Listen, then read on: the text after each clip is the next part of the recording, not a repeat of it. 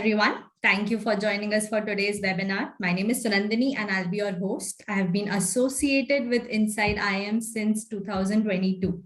With me, I have three women guests today, and we are here to know how GMAT helped them and can help you in your journey to top B schools.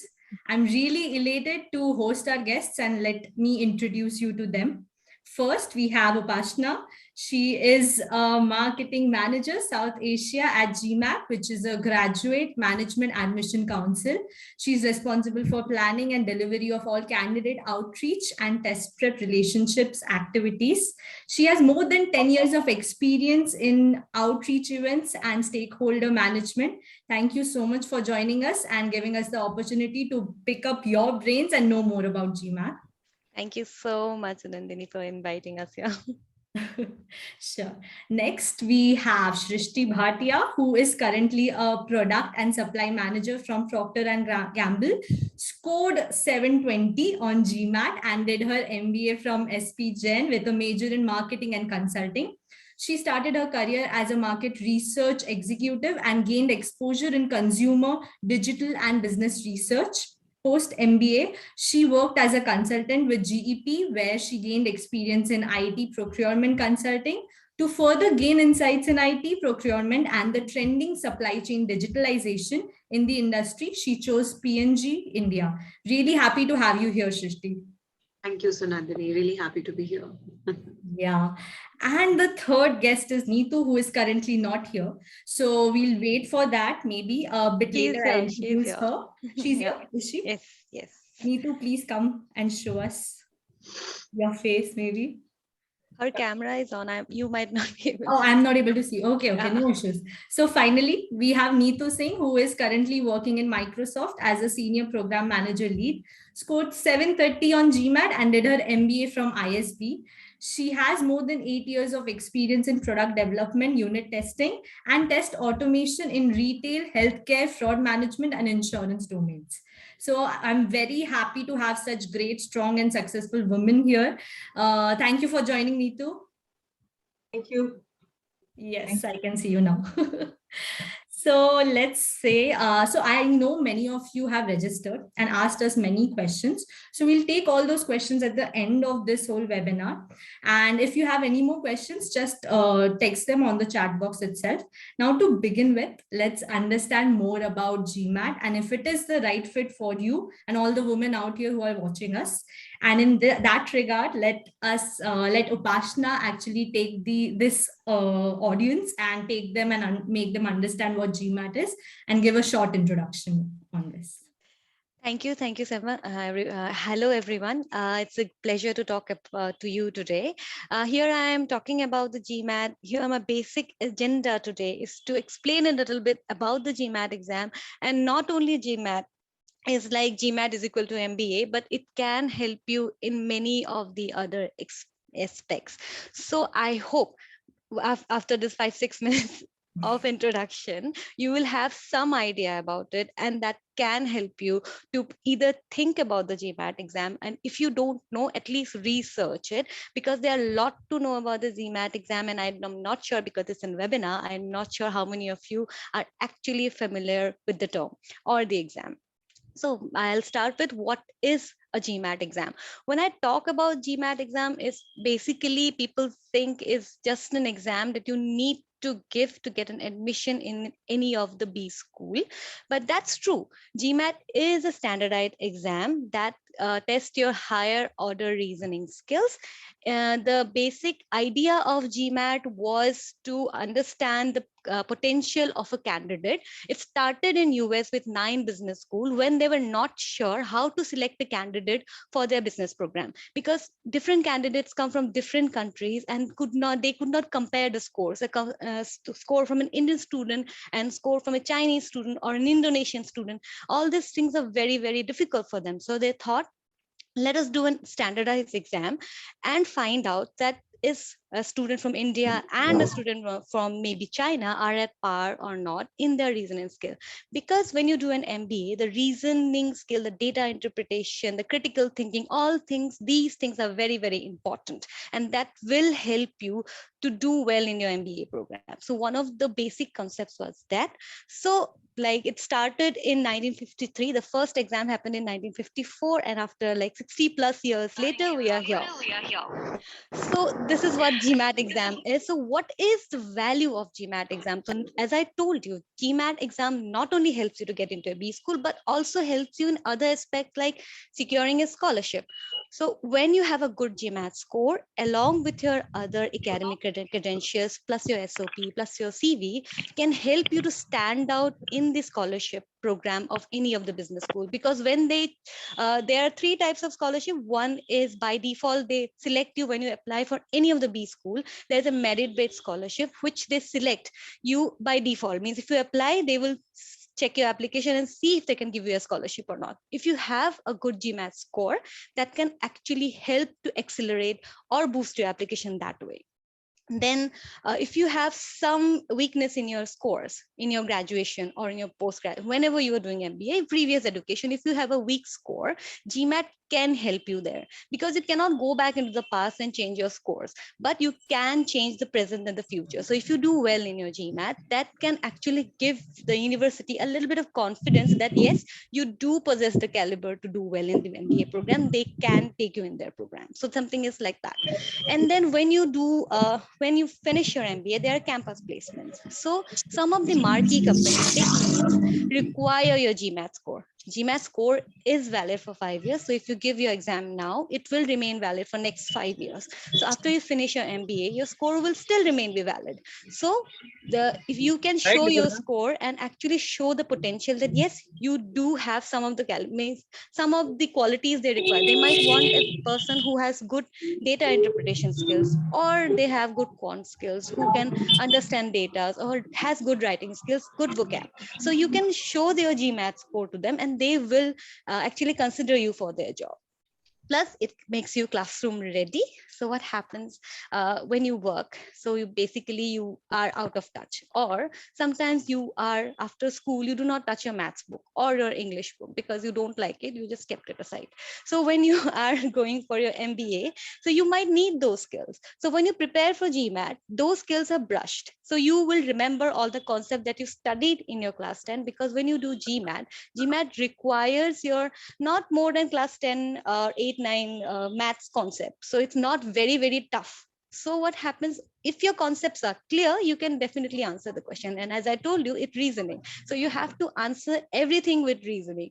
If a question is there and there are 4 options, you have to eliminate first 2, thinking that this cannot be the answer. Then you have to select any one of them, which seems means the most logical answer can for this reason. And then of course, it's a time-based exam, so you have to be fast. And timing is one of the most important things. So all these qualities are very, very important, and that GMAT can help you in that. Then after that, I can talk a little bit about the structure.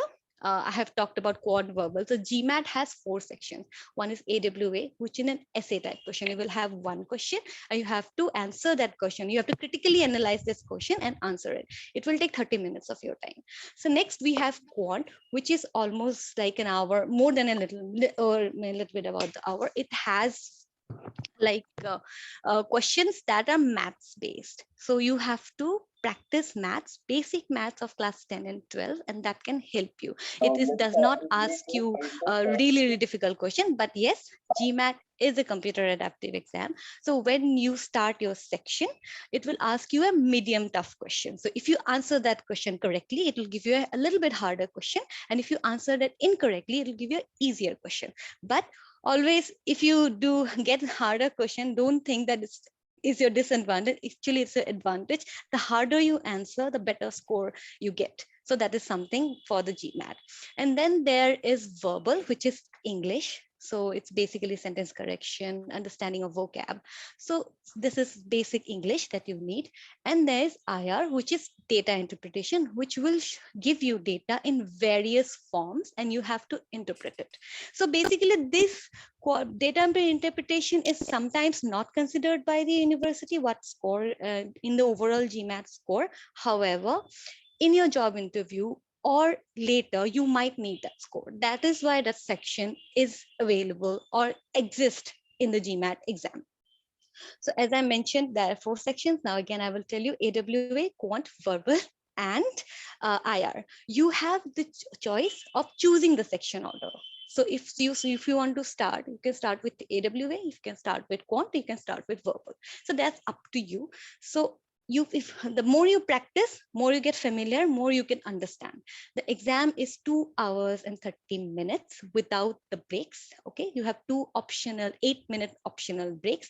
The scores are from 200 to 800. That is the score for GMAT, and the scores are valid for 5 years. After you finish your exam, you can see your unofficial score immediately, and based on that, you can choose to keep the score, or you want to give the exam again.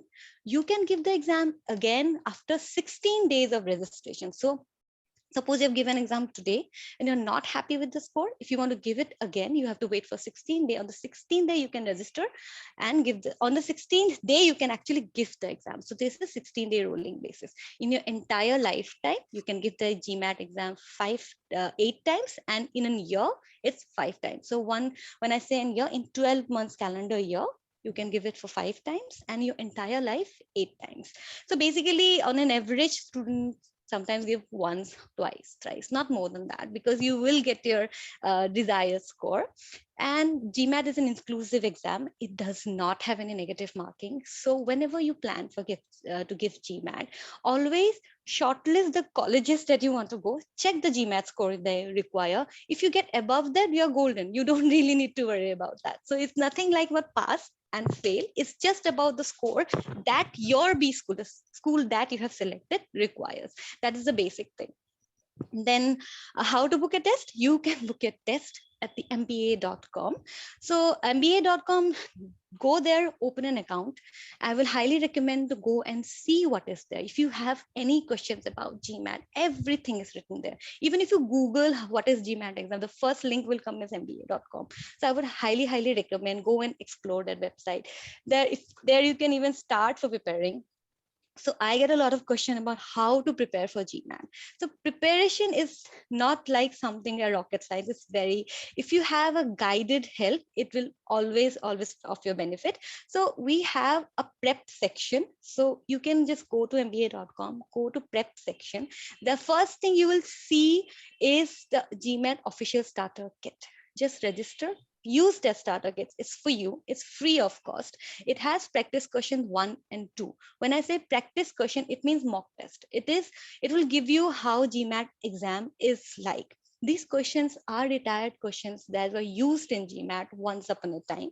So use that without preparation, just give the exam and see how much you score. So once you know that, okay, I can do well in this, I am not good in this, that way you can prepare. And the next step is there was an 8-week planner in the website. In the official starter kit, there's an 8-week planner, which is a comprehensive planner about how to prepare for the GMAT. So first week, it will like get familiar with the product, understand the questions, read the questions. Then next week, like buy an OG, do first 15 questions of the OG. That's how it's planned. So you can go and check that. It will give you a lot of perspective. Even if you don't want to give the GMAT exam right now, at least you would know that how much you have to prepare, how long will it take. On an average, it should not be taking more than 100 hours spread across 3 months. That is more than a little bit over an hour every day. If you prepare, you'll be done in 3 months. And some people do it in 2 months also.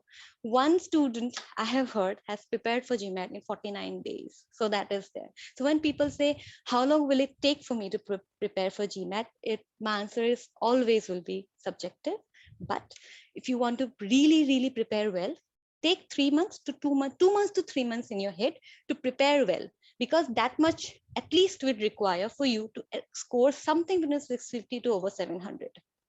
That is an average that I am talking about based on a research that we have done.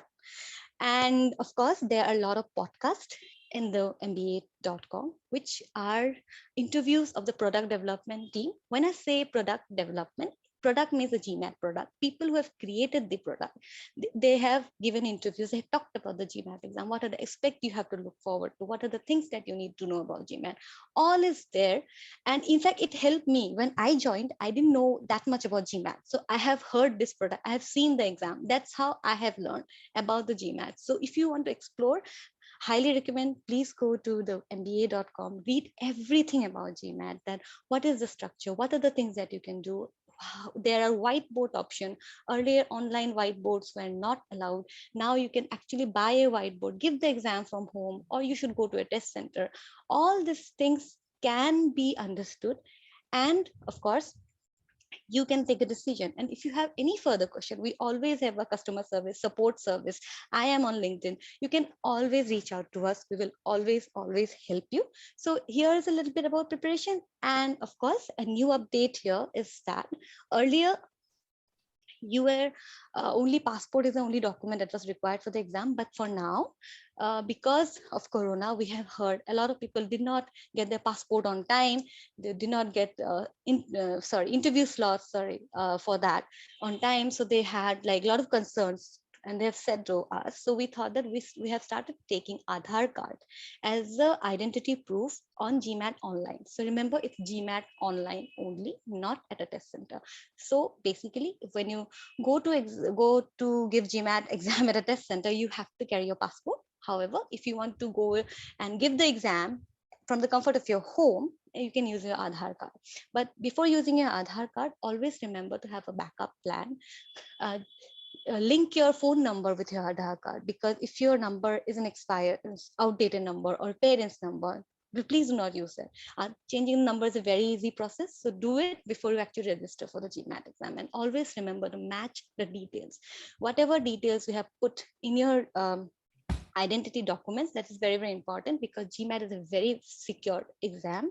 So I would highly recommend that be very vigilant, sure of your environment. If you're giving online or at a test center exam, be very sure that you have all the documents with you, everything that is required, especially when you're giving an exam from home, because home is not a secured environment for us. So we need to be sure that you are not doing anything out of the ordinary. So the checking is a little bit stricter. So you have to show your room. You have to, the proctor will check your ID very, very carefully. So all these things are very much important, and they will keep checking any anomalies there, because we use a human proctor. We do not use an AI. So there will be a human sitting on the other side of the screen. So make sure that you are very much vigilant, very much prepared. Your internet is strong. You have basic infrastructure that is required for the exam. All these things need to be in your mind before you actually appear for the exam. And yeah, that is basically it. But yes, I would be happy to take questions from you at the end of the session. You can take it forward from here. Sure. Thanks, Upasana. Thanks a lot. I think it was very informative. And now that we have seen the GMAT maker, maybe I'll call you a GMAT maker perspective. Now we'll go into the people who and their journeys who have taken GMAT and they have progressed in life, and how they can and you could do this by taking them as an inspiration.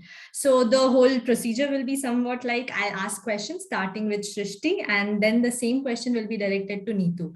And parallelly, we'll see your journey side by side from SP Jain and ISB, and then compare and collate and maybe look into it.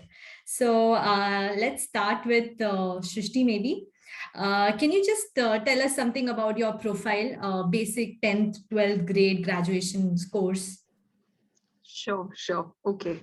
So, hi everyone, I'm Srishti. Thanks Sunandini for the introduction. Class 10th and 12th, I think I've always been, I wouldn't say I was the smartest student in class, but I was amongst the smart ones, right? Somewhere top 5, top 10. I was a part of ICSC board. I'd always like to use that as a shield to say that I was a 91, 92 percenter. I was not from CBSE, so I didn't score like a 96, 97. But yeah, well, I think every board has its own learnings, but yeah, it's a fairly average, I think 91, 92% in 10th and 12th. I was good at math. I was decently okay at science. I was not great at social studies. So that was about me, but I always had an interest towards, numbers, analytical. I had an analytical bend of mind to begin with. So I'm also a commerce student. I'm not a science student. So I pursued commerce in 11th and 12th, post which I have done a BSc Maths Honors from University of Delhi. So I'm not an engineer. I think that's about me. Any questions on that? I'm happy to answer. We will take up the questions later, maybe like in detail. Yeah. So Neetu, what about you? Your 10th scores, 12th scores? Yeah. Hey, thanks. Yeah. So I have done my 10th and 12th from UP board, and I got like 70 in 10th, 70%, and 74% in 12th. So that is a decent number for UP board, state board actually. Yeah. It is definitely. UP board beats ICSE. It's very tough, I've heard. We had like 6 maths book in 12th. So 6 different kinds of mathematics we had to study. So it was a bit hard. Okay. Yeah. And what about your bachelor's? What did you, were you my BTech in computer science from a government college in UP. And yeah, so after that I was working like in the software field, as you said, and my last job as a software engineer was Oracle as a software engineer. And then from there I did my MBA in ISB and then joined Microsoft as a program manager, a senior program manager, and then got one promotion. And I have been working with Microsoft since like past 5 years as a senior program manager. Yeah.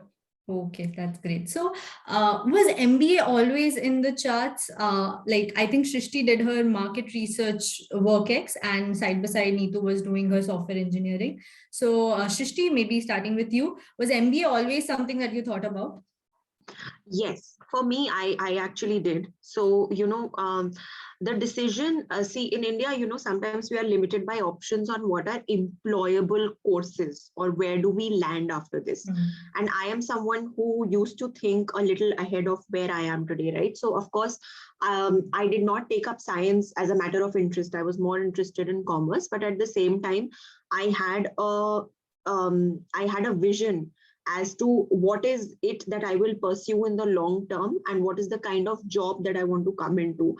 So for me, I always thought that going into a well-established corporate job would be via tier 1 MBA college. And that is the path then I followed. I mean, that was my destination. And I kind of, it's okay not to be at A and be at B, but ultimately my planned destination was to do a MBA and then go to a corporate job.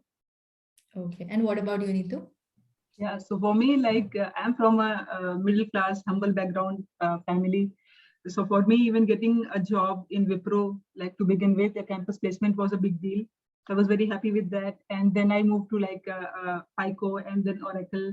And there I was like kind of okay. Then I had my daughter there. And after that, like the career started like slowing down and people taking you for granted and you being busy with like the baby stuff and all and not feeling satisfied anywhere, like being with baby or being with the work, like both the places is not that encouraging at that time because you can't give 100% at any one of them. And then you're not able to sleep, you're not able to perform, you're not able to appreciate it. So all of these things like ended up kind of forcing me to like reflect and think like what next here, right? And I knew that if I put my efforts, like I can achieve a bit better than this. So I like determined, I got some determination and I started like, preparing. After my daughter became 2 years old, I started preparing. And then I decided now let's try for a jump from here. Let's not think of like a promotion as from software engineer to senior software engineer. Let's try to become a manager if possible. So that's how it arrived to me. So then it was about determination, and then within 1 year, like by the time my daughter turned 3, I was in ISB. So let's just come back a bit. So let me get this straight. You have a daughter. You're planning for something which is bigger than senior management, senior programmer. You wanted to go into management, and Srishti, on the other hand, wanted to take that leap. And I saw while Upasana was giving her introduction, Neetu was remembering all the things that she did in GMAT. She was like, oh yeah, I gave this exam and it was easy or tough or whatever. So before anything, I want to understand your mindset when you were sitting and you're like, okay, I have to give CAT, GMAT, NMAT, SNAP, everything. What to do about it? Did you give all of them? Did you score well in all of them? Or GMAT was the only focus that you took and you were like, no, GMAT above everything? So Srishti, let's start with you again, maybe. So what was your situation then? Right. Firstly, Neetu, I think I'd like to applaud you for the courage that, you took a step. I mean, my situation was very different. I think we are two great people to share, our thoughts, because we come from different kind of perspectives.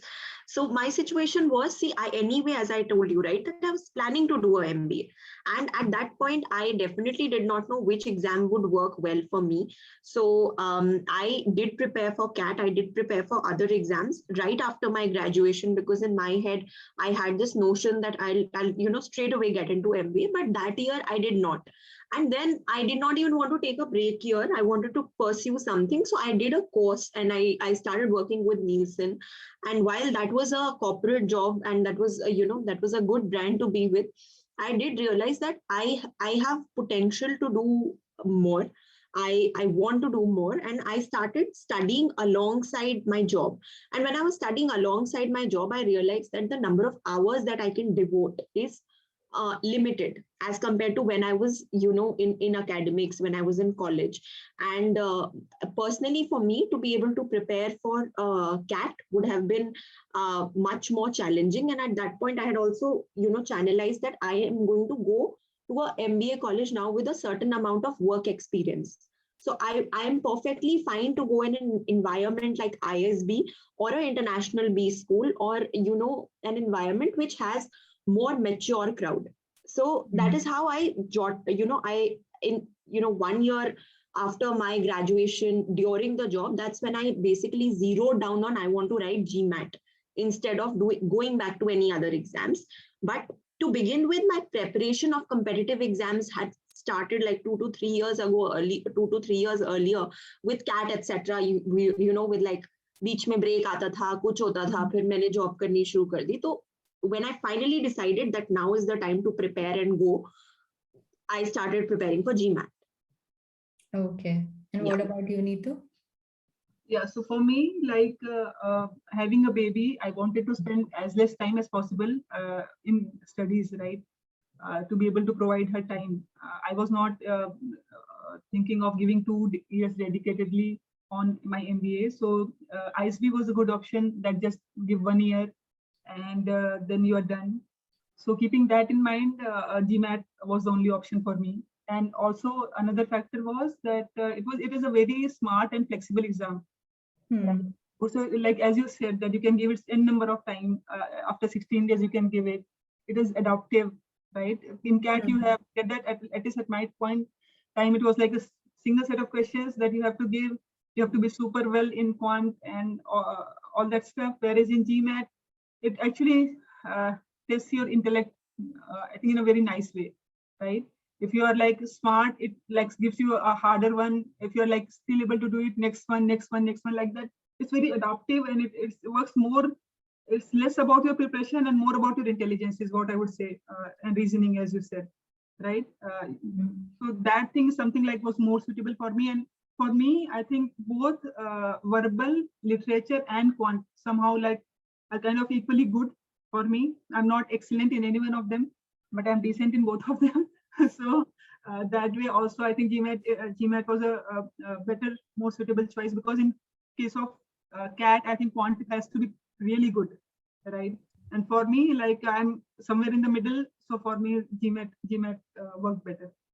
Okay. I think next thing I would think about is why did you choose SP Jain or ISB? And I think Neetu already answered her question on why ISB 1-year course and GMAT was a flexible exam. So Srishti wanted to know why SP Jain specifically. So one thing when Upasana was talking about, right, in the GMAT exam and the process, I think probably maybe I didn't hear it or she missed out. At the end of GMAT, you have this amazing thing that you can do. You can apply to colleges, right? And for anyone who does not know, applying to international colleges is a fee in itself, and it's quite hefty. It's like, you know, applying to every college is like $100, $150, which is the equivalent to 10, 12,000. So GMAT at the end gives you an option to send your score to those colleges, which is not a complete application, but still your score has reached your target colleges. So once I finished my GMAT and I looked at my score, and this is me only just looking at the scoreboard, okay, I did not have this in mind. I actually realized, looking at that score, looking at that, you know, thing, that there are, apart from ISB, there is SP Jain, which is a great Indian Tier 1 B school, which also accepts GMAT. So I did not even take a minute to think, because you know, for me, being in a Tier 1 B school was important, and SP Jain is one of the good ones. So that knowledge I already had. What I was lacking was I didn't know that GMAT was accepted at that time. And then after it was one after the other ball rolling, because I was very close to the application date, and you know, my SP Jain also has a qualitative kind of recruitment criteria to finally shortlist you. So I'd filled the application and I thought, let's see what happens, and I got shortlisted. So it was a very organic one after the other kind of process. If I were to go to ISB or any other international B school, I would have had to wait. Because I was only 1 year in my work experience. And I think ISB minimum criteria is to have 2 years of work experience. Similarly, any good B school outside of India, the average work experience ranges anywhere between 3 to 5 years. So, you know, at that point in time, I thought that this is happening. And if it is in a good Tier 1 B school, then why not? So I just, you know, it happened very organically for me.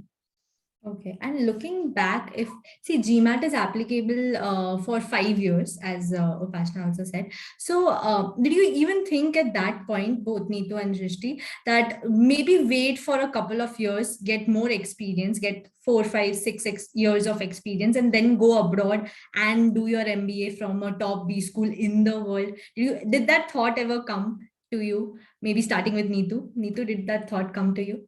Yeah, at that time, like when I got good score, I was thinking, yeah, of course, why after ISB, let me go to US, you know, do another degree from maybe Chicago Booth and do something great, amazing there. But then I met a professor from Booth in ISB, and she said it's the same thing that you will learn there, that you're learning here, and you are getting similar package that at Microsoft what you are likely to get there. So it's better to be happy with this and continue. That's an interesting thing. And what about you, Srishti? So great that Neetu answered this, right? So yeah, I did. In fact, you know, I'm telling you, right, I didn't know SP Jain accepts it. I was ready to work for another 2-3 years and then apply to a B school outside. But and I have similar thinking that, okay, if I go abroad and, you know, if I do a course outside of India, I'm going to land at a better package, better platform, maybe. But what I'm realizing increasingly is as you mature in your job, right? Like now we are 4 to 5 years down the line or 6 years down the line. You will get into similar roles.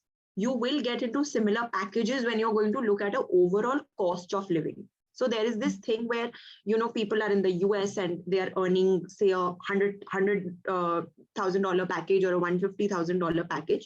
The cost of living in US is also 17x of India, right? So you need to compare it in a logical cost benefit kind of format, that to be able to live the standard of living that you're living in India, you have to have 17x of your today's salary in India to go to US. Are you getting that there, right?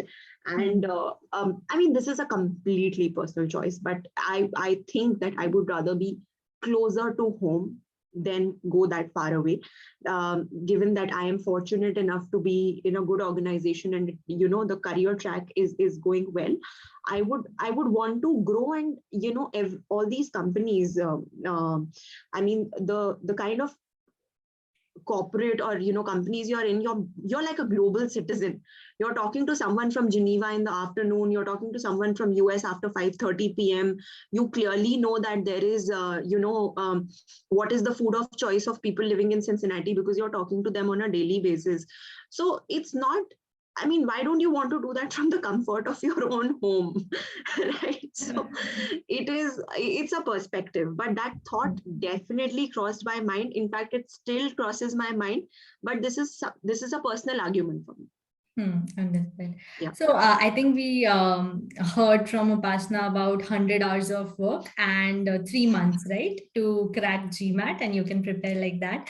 Yeah, that's an average time. So let's see the reality from our guests and see how they prepared and how much time they took and when did they start.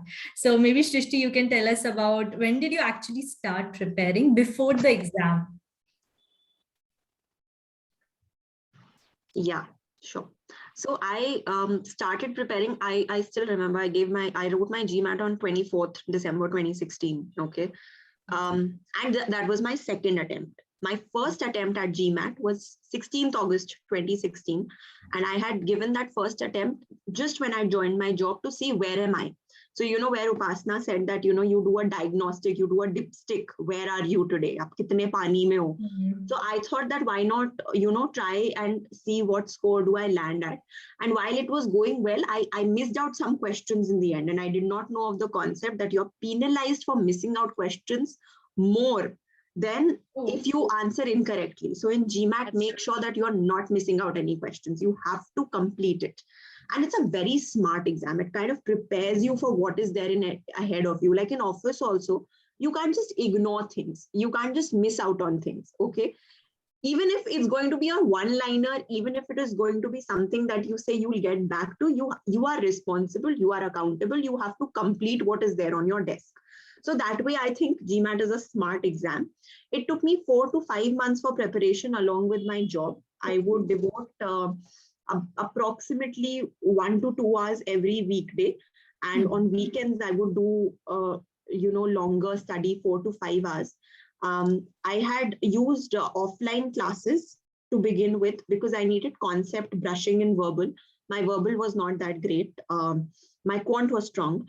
And later on, what I realized is that I'm not very used to digital format of exams. So I'm also not an engineer, right? So I've not written a lot of competitive exams actually. So that's a downside of me not being an engineer, because I was getting used to eliminative way of answering. I was getting used to quick answering. While I knew the concept, I would not be that quick at it. So my learning curve was more on those concepts rather than on the study content in quant. And, on verbal, it was the study content also. So finally, after my first attempt at GMAT, I got a 610. And this was me with, I had prepared for CAT like 2 years ago. So there was some base quant understanding and base verbal understanding, but not very strong. Then I started studying, doing offline classes, and my digital mode of help was, a website called egmat.com. I took help for verbal through that website. They have a great question bank. I could do like 30 minutes every day, practice my weak areas, and then I gave my exam in December. So in August you gave and you got 610. 10. And then you scored 720 in December. Oh, Correct. that's great. Okay, understood. And what about you, Neetu? How was your preparation? Yeah, for me, like I started after my daughter turned like 2 in April, and then I gave my final exam in December again in 2015. Okay. And then like I think I also gave like 2 attempts, and first was 640 and next was 730. For me, so it's overall 8 months. I took 8 months with my job and with my child. And like the courses that I opted for were Magoosh, and GMAT. Hmm. In fact, I was Googling for GMAT. I was remembering their logo, but Srishti just called out the name. So thanks for that. Yeah, so I took like Magoosh and GMAT, and then Manhattan set of books specifically for the sentence correction. That one helped a lot. So those were like main like the material that I took. And then you have your book, right? The GMAT book that comes, the official guide. Hmm. That also I did it like I think 2-3 times. That helps a lot to get into the to understand the actual kind of the questions that are going to be asked. Yeah. So I think the difference between what Upasana said and them is they are working people who were working and then give GMAT, and you are, I think, talking about the average, maybe youngsters. Yeah, Who are, it's just an average with the yes. research. It's very subjective, as I started from the beginning saying that GMAT preparation is very, very subjective. Depends on how much time you devote, how much concentration you have, and what are the. I mean, sometimes people feel comfortable preparing for 6 months. So I've missed one thing: the GMAT is open 6 months prior to your test. So if you want to give exam post 6 months from now, you can book a test date. So you have all the time in the world. And sometimes people just begin with like, let's me try, and then once I feel prepared, I will apply for book a test. So that takes a year also. So all these things are very subjective. Absolutely. And one of the craziest thing is from, I think, Srishti only. I heard that in 3-4 months you scored such a gap between these two, and 720, 730 is something that, top B school from the world people from there, they score 720 and 730 is what I've seen on average. So that is great that you can score that much by preparing just for 3-4 months extra. So that's a big add-on. Other than this, I wanted to understand if you want to suggest a woman who is from a non-engineering background to, prepare for quant section.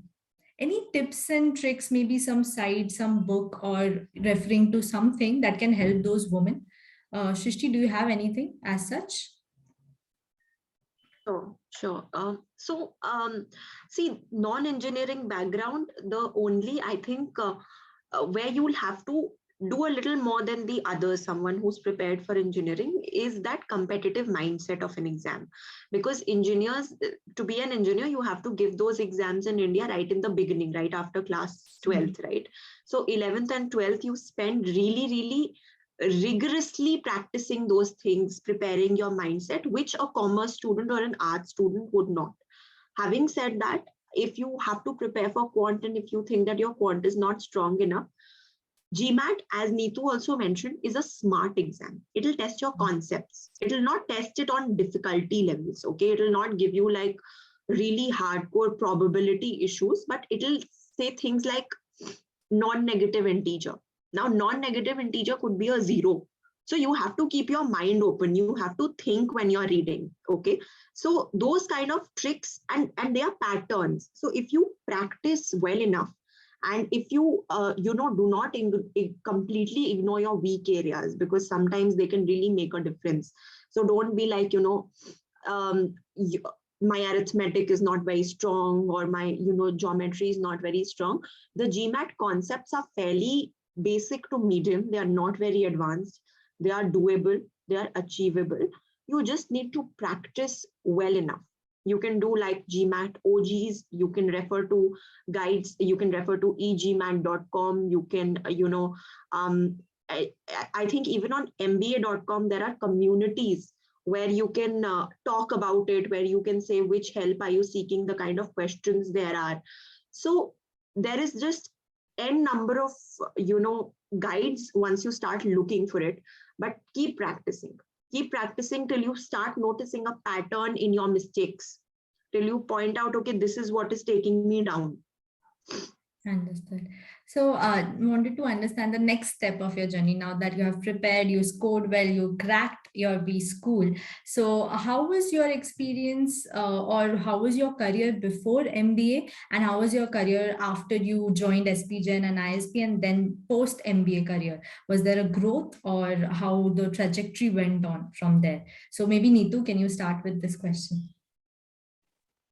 Yeah, sure. So I was actually pretty lucky, to be honest. I was like one of the 3 students who got from ISB into Microsoft as a senior program manager. Before that, they never took as a senior program manager ever from ISB. They always used to take program manager too.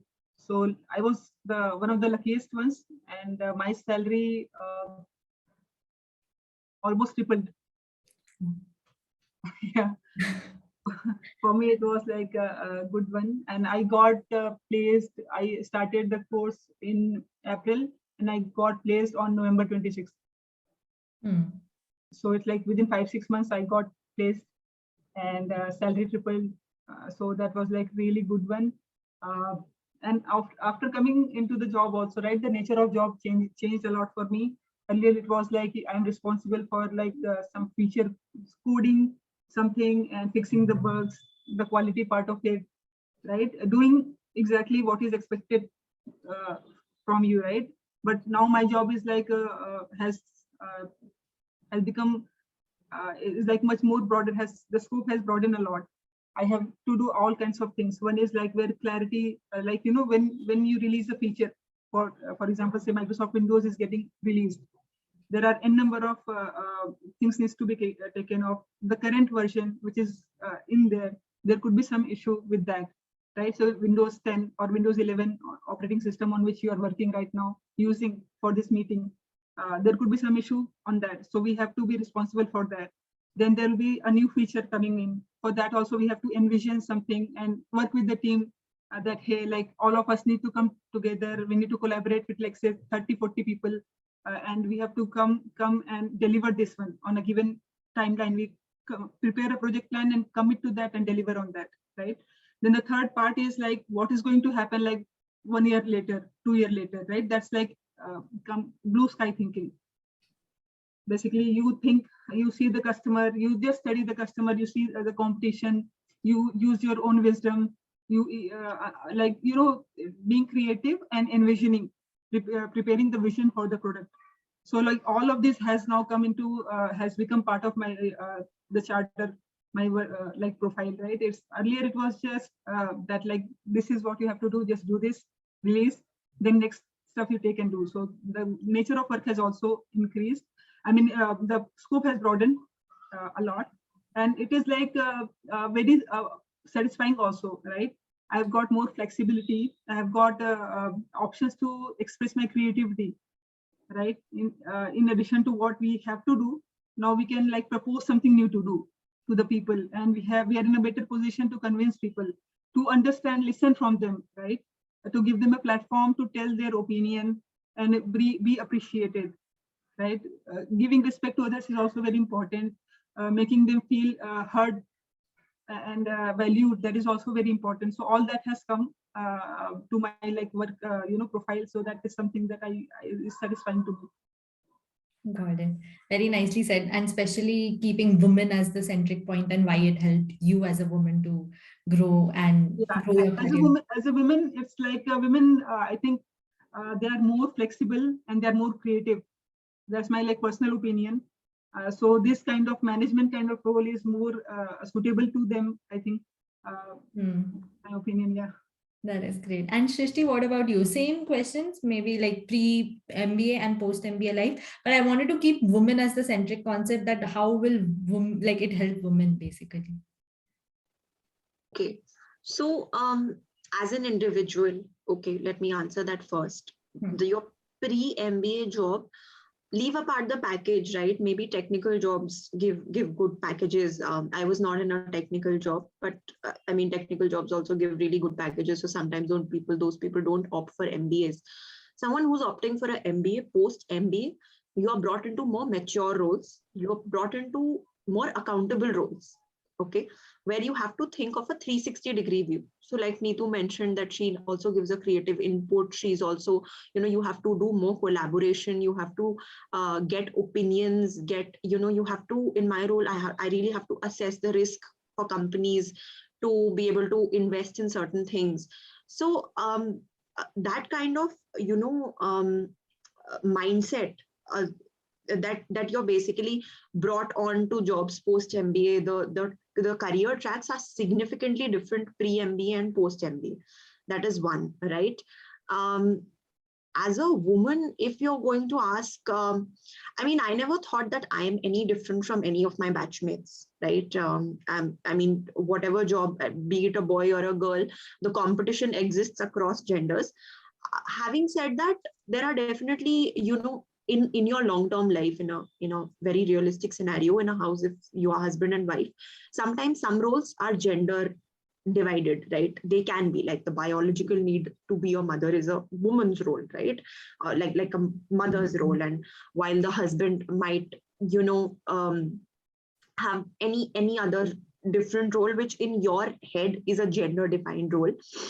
um, as a woman, when you are someone who is, taking equal accountability and responsibility to be able to run the house, it's something that you will see is a choice that the previous generation was probably not given. You're given, and you're given this whole ecosystem, the education. It's a privilege, like, the way our mothers support us and the way our partners support us, and we have the ability, we show flexibility, and we run so many things around.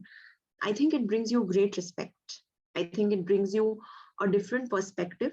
Today, if I were to say that, if I were to compare my life to my mother's life, or to my mother's life, while definitely, people may have working moms, etc., but are their careers considered passive careers in the family, right?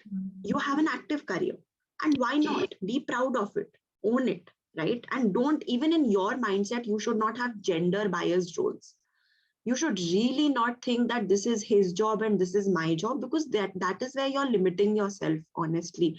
ऐसा कुछ होता नहीं है. मतलब, yeah, my husband is a better cook than I am, trust me. And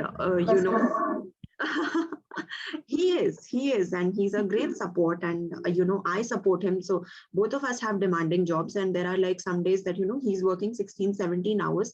On those days, it's perfectly fine. I heat the food, I lay the table, and I clean the table. There are days that I'm working 18 hours, and he does the same for me. Like, I'm in a webinar right now, he came in and he gave me a cup of tea. So there are, you really should think of yourself, and before anyone else says it, okay, before you expect it from the society, in your own mindset, you should be open. You should not think of, I am a woman, I will be asked to do this, I will be asked to do that. Let go of those fears. You be what you want to be, and then aage ki dekhi jaye. Right? So Got it. Very well said. So I think I'm done with my questions. Sorry? I would like to add one more point. Sure. That as a woman, like, if you might have seen your mothers, at least, and like all the ladies around, right, how they care for the family, right? They are not individual contributors. You can now think about two kinds of role in place, right? One is individual contributor, like a software engineer who is just doing one's job and that's it, kind of thing. Like, usually, like, males are like that. I'm not saying like they are all of them are there, like, but they're at least seen like this in the society, largely, right? There are exceptions, as Srishti said. Even my husband is like, her husband only like very cooperative and very good, great cook, much better than me. But like, largely the women have been the more caring people, right? And the basic role of managers, if you see, honestly, it is the people who care for the things. They are not just about like, hey, I did my document and done, I don't care about rest of the things. Like, me as a manager, I have to care for my project. My project progresses in the right way, at the right timeline, while respecting for the folks who are working for me, for my project, right? And so that kind of respect, that kind of the sense of motherhood, the sense of like naturehood that women carry naturally, right? So that is like a very naturally relevant to the management profile. So I would say, like, genetically women are very suitable for management profile. Very well said. I think, like, very nicely put that how women are meant for this role and how GMAT can help you flexibly reach that role. And I guess I'm done with the questions, and I understood your journey, most probably most of our viewers also. But now we'll take up some of the questions that they have already sent us. So I'll just put across some questions which are a bit general. If any one of you can answer, or I'll point it out to you. whichever works for you guys. So the first question is, what is the best go-to place for GMAT coaching? So maybe Upasana, can you answer this first? What is the best go-to place for GMAT coaching? I cannot name one place as a go-to place for GMAT questions because all have their own pros and cons. I will give a very generic answer to that is that first try whatever material that you have in the preparation section and then look for TPOs or the test prep organization who consult and prepare because that can help you to find the required university also. Only and it's up to you if you want to go online. There are very good institutes like some of all Srishti has also mentioned that there are some of them are very good who can give you online material as well as there are some people who want to do offline. Like I am a person who like to do one-on-one classes. Otherwise, I'll flunk in everything. So these kind of things you have to keep in mind. Do not round yourself to one person because suppose there are two big organizations, a few works for one set of people and others works for other set of people. So it's up to you. Do your research well and first distinguish what kind of test preparation do you want. So once you are clear with that, then go for it. I guess very nice, like how to proceed with it is what you explained. Maybe Srishti, can you explain maybe some consulting or someone you to consult from or some go-to place that you went? Yeah, I went to an offline class, but I'll tell you what, you have to know how much you can do. If you're working, if you're a mom, if you are running a household, right? And if you're doing all of it together, आपके पास कम time होता है. I had to go to office every day. I had travel hours and all. I chose a class which was nearest to me, and it was actually a one-off class. It is not one of those, organizations that run like countrywide classes. And I took that offline coaching for a while till I thought that, okay, now my concepts are clear. Now whatever is to be done by me, which is going to be self-practice. Because आपको कोई concept एक limit तक बता सकता है, उसके बाद आपको खुद से practice करना है. Right? So I basically did like an eliminative approach. This is what I can do. This is what I cannot do. At that point in time, I used to live in Gurgaon. There are classes जो CP में होती हैं. For anyone who does not know, this is like almost a 1.5 hour ride on the metro. I could not do that. So I used to, drive to the closest place I found. I looked up some reviews and I took concept classes from there. That's it. And what about you, Neetu? Yeah, as I said earlier, right? I had no time. Like as Srishti said, I had no time to attend any class, right? I had to drop my daughter to daycare, go to office, pick her up from daycare, then take her to the park, and bring her home, feed her, put her to bed, and then study. So there is no scope of any class and all. And I was working full time. Right, so I completely relied on the online courses, Magoosh and GMAT, and then the books like Manhattan Sentence Correction and their whole set, like some of them, and then official guide. Those were like my go-to places. From MBA.com, I got those two tests that we get, right? Check your like where you are. So those were like my holistic set of sources that I went through. And yeah, you have to be like official guide. You have to not do just one time, like 2 times, 3 times, till you understand. That is something that will teach you like going to the next level. Like GMAT is adaptive test, right? You will understand a layer after the other, like how it is like structured, how more difficult questions can be framed. So I think like a repetition of that helped me at least. Okay, got it. So the next one is specifically to your own college. Other than GMAT, are there any other profile, distinctive things in profile that can be added on that specifically maybe SP Jain looks into? And then we'll talk about ISP. Sure. So honestly, I think we've asked our professors, हमें कोई recruitment method बताता नहीं है, ठीक है?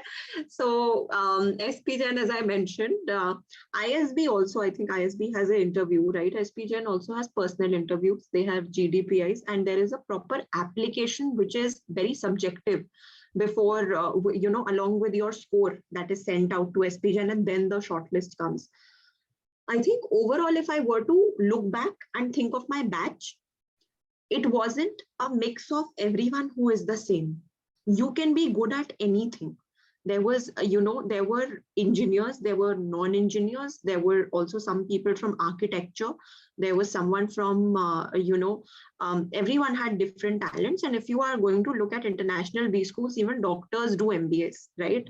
India may, you might not see it as much, but international B schools, there are all types of people who do MBAs, because management is a skill that everyone needs ultimately, right? So you can, I'd say, just don't think that, a certain type of person will make it to this kind of a B school. That's not true. You will make it, but whatever you're doing, make sure that you present it in the right manner. Kabhi hum last mein personal interview mein na, we become very, मतलब हम बताना चाहते हैं, but we don't communicate it properly, right?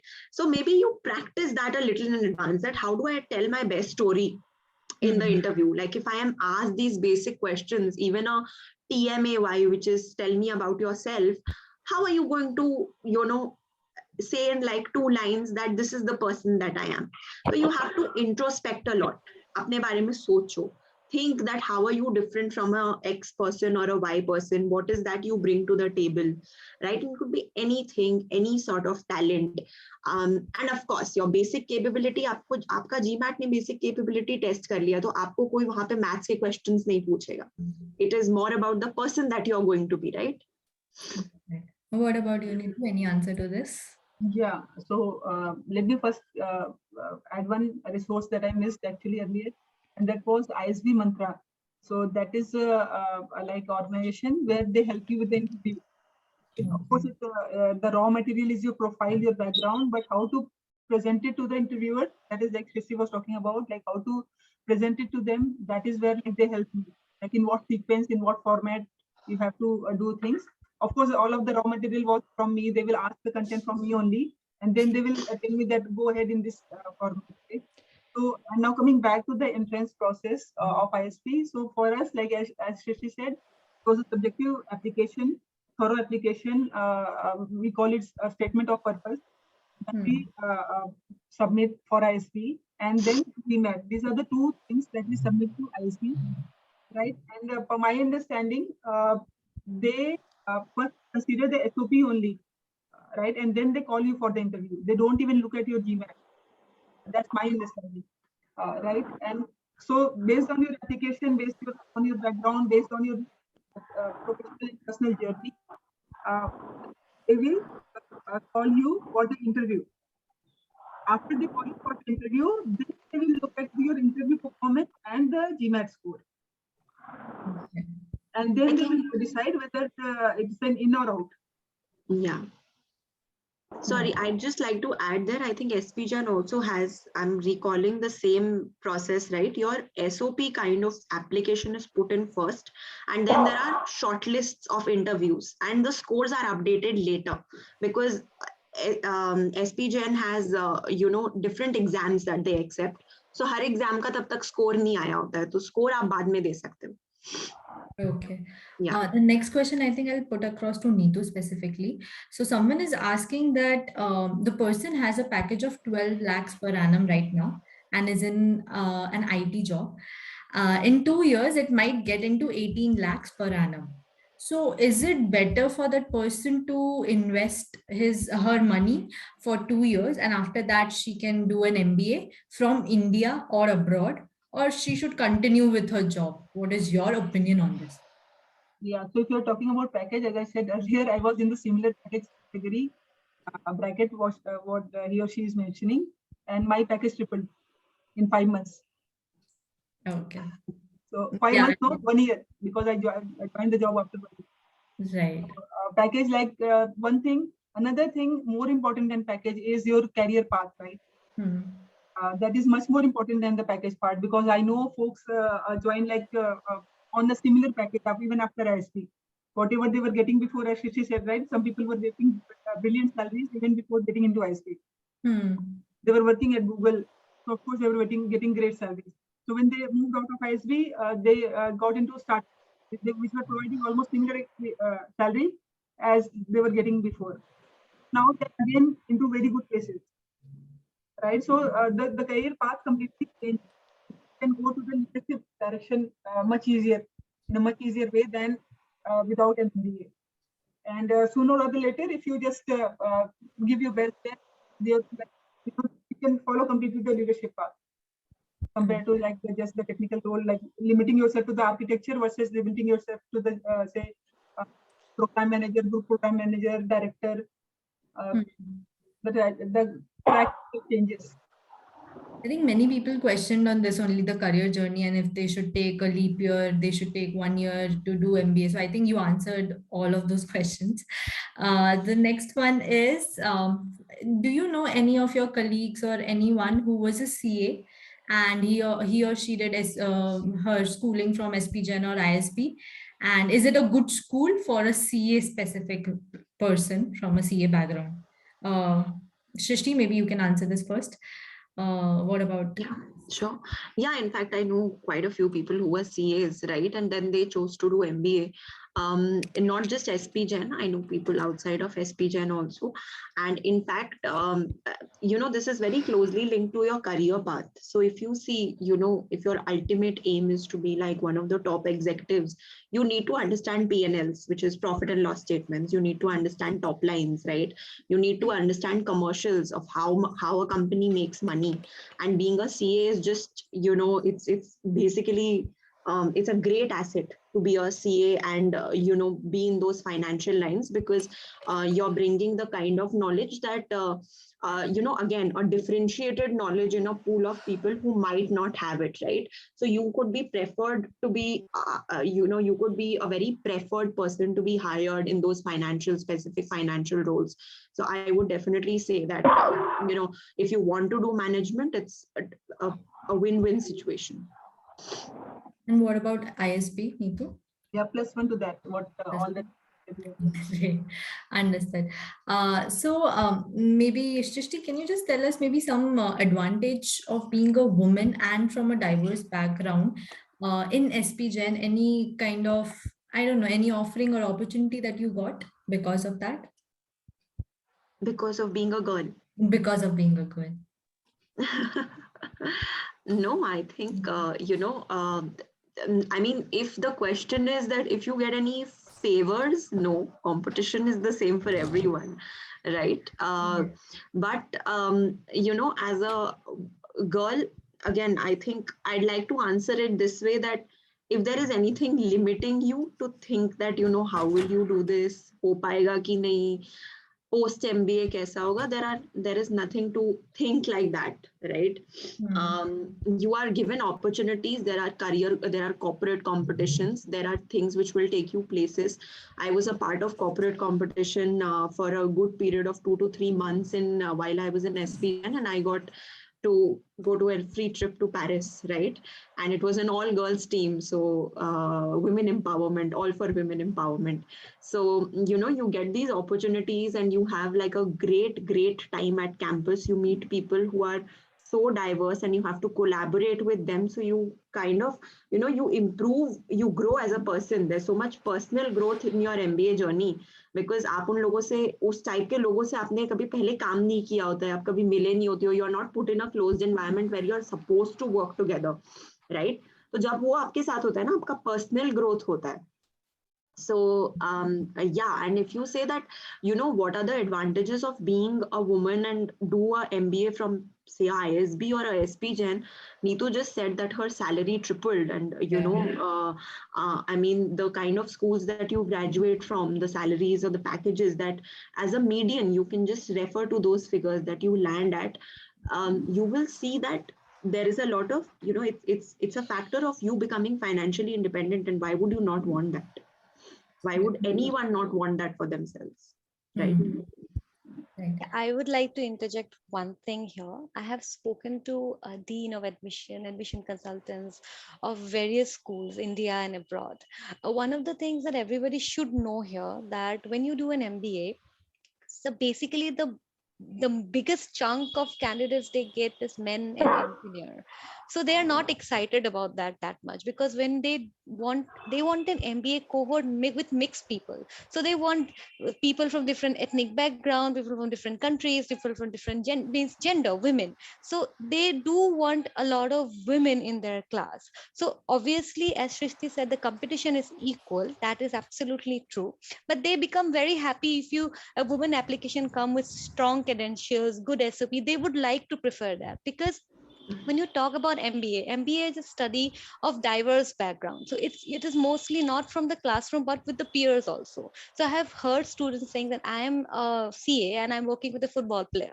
So these kind of diversity they really look forward to, and that's why when you are a woman and you want to pursue MBA, there's a good chance for you to get admission in the class, because we do not have that much in any of the B school, and they even GMAC itself and then other B school, they are actually pursuing, when they look for women, they get very excited when they get good applications. So do not ever dishearten thinking that you do not know maths, you're not good at quant or anything, any other aspects of your life. Because I have spoken to a lot of women, I am speaking to Srishti and Neetu, women are equally driven, they're career oriented. Nowadays, women also look at the package, also look at what are the prospect they have after they finish the MBA. It's nothing, no difference with the men. So do not differentiate yourself, and always consider that yes, I can do this thing and I will do well. That's it. Got it. I In think we have fact, just if I were to add to it, right, one line, okay, you often someone would think that, okay, you are putting us here on this pedestal that we are getting inspired from your careers and all. When I walk into my office, I see these ladies who are like 45, 50, and they've been kicking ass. They've been doing what I am doing today in a world which was 25-year-old, from 25 years before. So we are not ahead of our times. I mean, for all that I know, we are following in someone's footsteps, and there is so much that we need to do to break the glass ceiling. So to think of it कि मुझे maths नहीं आता है, या मैं how will I do it, or 12 घंटे की job कैसे होगी, those are like really rudimentary thoughts. Don't. The world has moved far ahead. So please don't. I would also like to add to what and basically, everybody is willing to give you a fair opportunity. Even from company perspective, like when Microsoft recruits and any company recruits, they have to show some kind of diversity that we have hired this much percentage of women. So at the time of hiring, women will be given preference as long as they have like a strong profile, decent profile. They will be given preference. But after you get into the job, you have to perform, right? So that is another thing. But you will be given opportunity both at the time of admission into the slight preference, both at the time of admission into B school and even into the corporate job. At the entry level, you will be given some decent preference, but like eventually you have to perform. Otherwise, they have that exit door also always open for everybody. So that you have to keep in mind, but understand that whatever like effort you have put, that is going to be valued, is respected. Women are preferred. Every organization has to show that diversity sheet, that what is the percentage of women being admitted in the college or recruited in the company, so that all those opportunities are actually waiting for you if you are willing to put effort in. Okay, on that note, I know everybody is very busy here. You are working women. So I'll just take up 3 questions and then we'll end this session. Number 1 is for Upasana. So Upasana, can you just tell us if undergrad from a tier 3 college affects the chance of getting an admission to a top B school? No, absolutely not. It's up to you how you have created your CV, how you have written your essay, how well you performed in your interview, what is your GMAT score. It's a holistic approach. They do not consider that you have come from a tier 2 or tier 3 or whatever college. As long as your scores are good, your SOP is good, your CV is good, you seems like a promising candidate, I do not think there can be any hindrance. Got it. And any cutoff for ISB and SP Jain regarding GMAT scores? That is depends on the school actually. I think they can tell you better. Every school has its own criteria. Okay. So yeah. Neetu, any take on this? What is the cutoff? So I was like told that around 700, if you have the score, you can be being a female candidate. There are good chances of getting into it. But I know people with 600 score also in ISP. Okay, okay. And Srishti, what about SP Jain? So at the time of applications, there is a cutoff which is defined as a minimum. I think it was 85 percentile at my time in both quant and verbal, and there was a cutoff for IR as well, which I do not recall now. But it's a, as Upasana mentioned, it's a decision of the school, and it is usually it's open to everyone to see once on their website, so you can refer to it. Got it. So I think all the questions that are given in the chat box, Upasana has been lovely and she has been answering all of them. And other than that, I know there are a couple of questions that people asked, but I'll say that please reach out to Inside IIM. We will answer you, or GMAC or Upasana, or personally text us. We'll answer you guys. I'm sure these two ladies are very busy. 3 of them are very busy and they have been working since morning. And I know for sure they have meetings after this. So I'm going to cut this short and end this meeting on this note. Thank you so much for joining this webinar. Thank you so much, Upasana, Neetu, Srishti, and all the best for your future. And I'll leave you guys with your thoughts. And thank you so much for joining this. Thanks a lot. Thank you so much. Thank you, It's been a pleasure everyone. being here. Thank you. Good Thank night, you, everyone. everyone. Bye-bye. Bye-bye.